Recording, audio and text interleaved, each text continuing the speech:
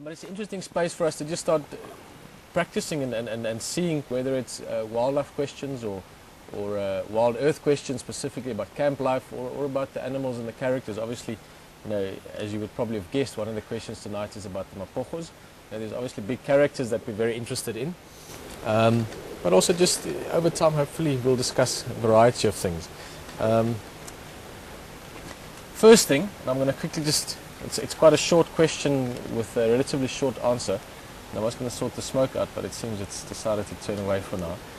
It's a question from Phil and from Jill in the UK. And they're asking about what kind of fish are in these waterholes. Everything from, I presume they're referring more to the bigger waterholes. The pan at the moment, probably nothing in it. But Buffelshoek Dam, Treehouse Dam, and just generally these kind of waterholes. Rexon has also worked in various parts in the Sabi Sands in the general vicinity, so he's been around some bigger dams and some of the rivers even. But from my personal experience, Jill, one of the questions or one of the parts you mentioned, you and Phil, is that presumably catfish. Obviously there are some catfish in there. I've fished with Nick a few times and also with some of the staff.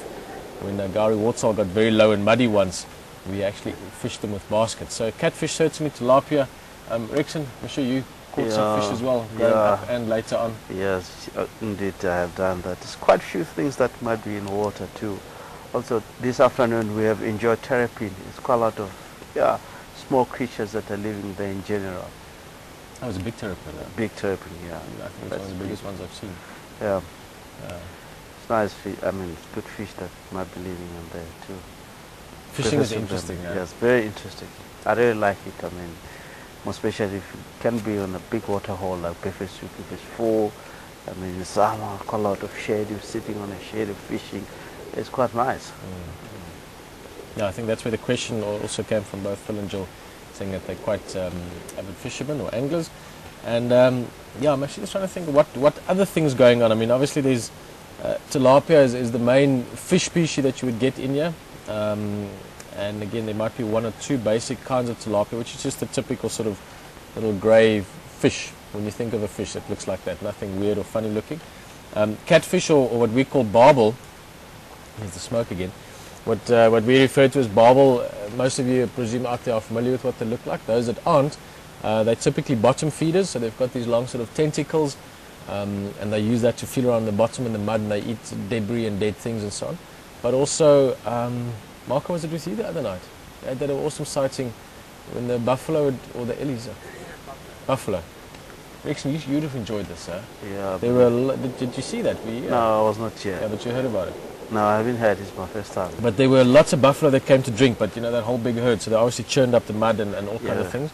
And there was a lot of debris and floating things on the top, and obviously the buffalo as well, being in the water, all the flies and things coming from them. They were just, Marco, how many? 10, 20, 30? Lots, huh? Yeah, 30, 40 catfish just coming up on the surface and just catching little things on the surface. So, yeah, maybe go look for that. I'm sure that might be somewhere on YouTube still.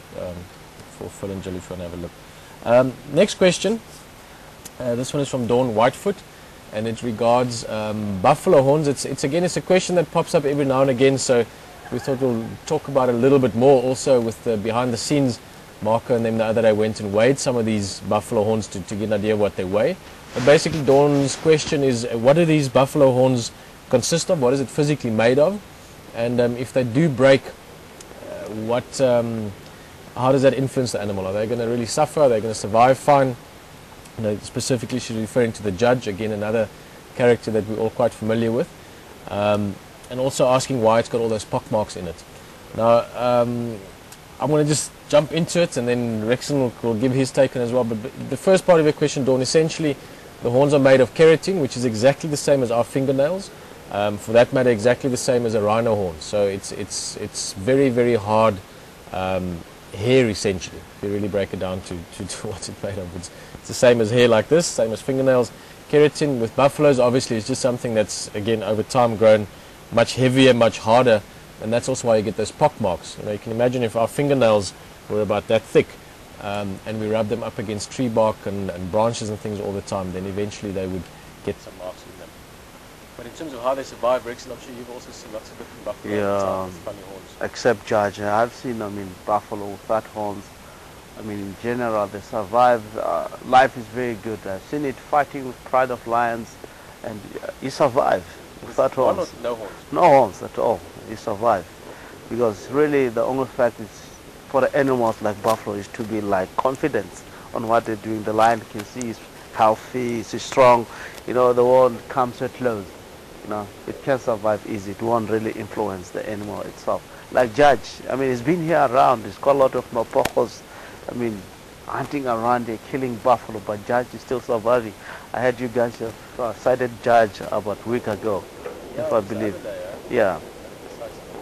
So it's one of interesting buffalo that hangs around in the area where it's quite a lot of high density of lions, but he's still making it.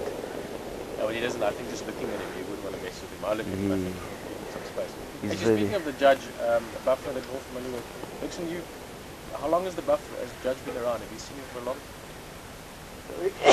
he's been here for long. I believe while I was guiding from Galago, Judge was around the area. My first time seeing Judge, it was around, Peter knows the area well, 3 in a row in Befesu. Yeah, it's my first time seeing him the north of here. So, yeah, earlier like 2005, somewhere there, I believe, yeah.